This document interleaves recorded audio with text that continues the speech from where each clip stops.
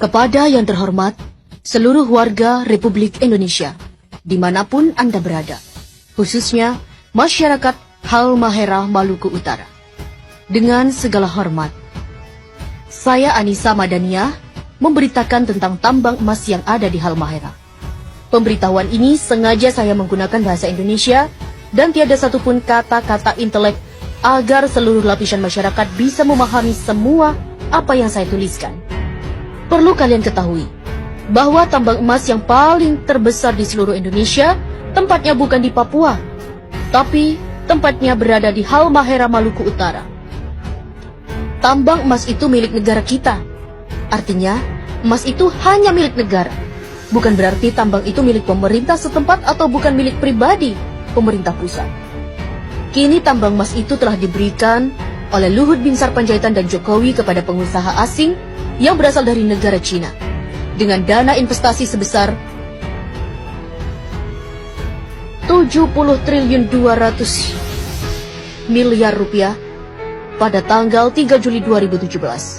Selama ini, alasan mereka bahwa tambang-tambang itu hanya untuk kesejahteraan rakyat, tapi kata-kata itu adalah pembodohan atau kata-kata bohong. Sudah berapa banyak tambang-tambang milik negara kita telah dibelikan oleh pemerintah kepada pihak asing. Harusnya seluruh rakyat Indonesia telah menjadi milioner, yang sekolah digaji, yang berobat ke rumah sakit pasti gratis karena setiap jiwa telah menjadi milioner. Tapi, apa yang kita dapat dari hasil tambang-tambang itu? Justru tambang itu habis, dan uangnya bahkan tiada. Malahan, rakyat Indonesia semakin miskin saja. Para pemimpin Indonesia, semuanya orang-orang buangan. Mereka hanya tumpukan-tumpukan sampah tanpa ilmu pengetahuan, lalu mereka menjadi manifest atau pencari jabatan di negeri ini dengan jalan sogok dan suap. Manifest ini menghalalkan segala cara untuk memperoleh jabatan. Ada menggunakan sistem suap, mengelabui rakyat dengan berkampanye dan saling menjatuhkan saingan-saingannya di saat kampanye. Mereka ini orang-orang yang mengaku beriman kepada Allah, tetapi mereka ini para pelanggar firman-firman yang telah dibuat oleh Allah di dalam kitab suci Al-Quran.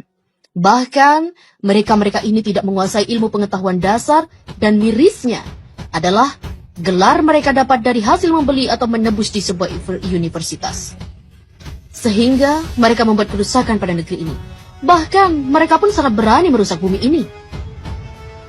Maluku Utara adalah provinsi yang paling terkaya di bumi pertiwi ini. Akan tetapi, warganya dimiskinkan secara sengaja.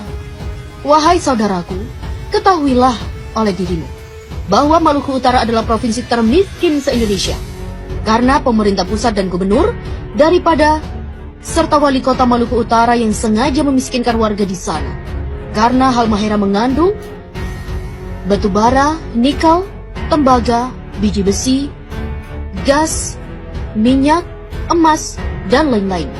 Tambang emas di Halmahera potensinya lebih dari 5 kali lipat dari tambang emas yang ada di Papua milik Freeport.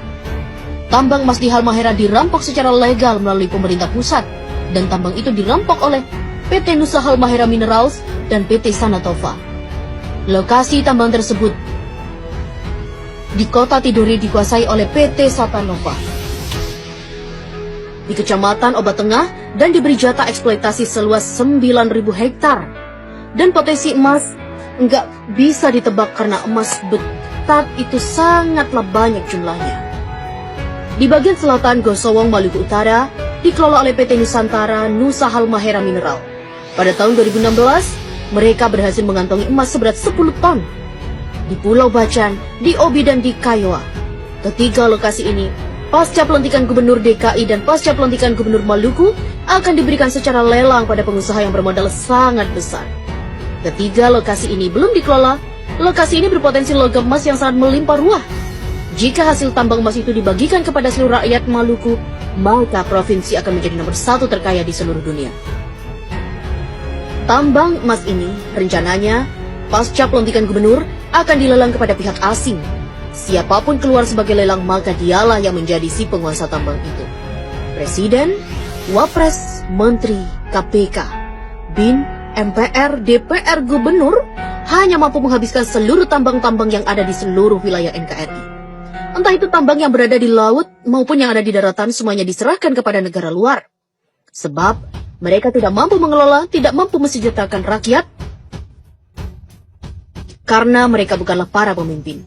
Tapi mereka hanya mampu mensejahterakan dirinya dan keluarga, partainya, dan pengusaha asing karena mereka adalah para pengkhianat negara dan mereka adalah perampok yang sesungguhnya.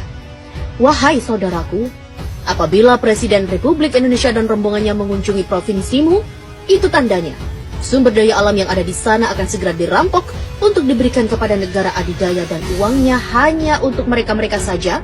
Bahkan mereka selalu berhutang pada negara lain dan bahkan mereka mencari para investor asing sebanyak-banyaknya. Hal ini bertujuan hanya mencari kekayaan pribadi, mumpung mereka masih menjabat sebagai yang disebut di atas. Saya Anissa Madania, putri Indonesia yang tidak takut terpenjara dan tidak pernah takut untuk mati. Wassalam. Mohon diviralkan biar sampai ke tangan para pejabat yang amanah. Bahkan mereka-mereka ini tidak menguasai ilmu pengetahuan dasar dan mirisnya adalah gelar mereka dapat dari hasil membeli atau menebus di sebuah universitas. Sehingga mereka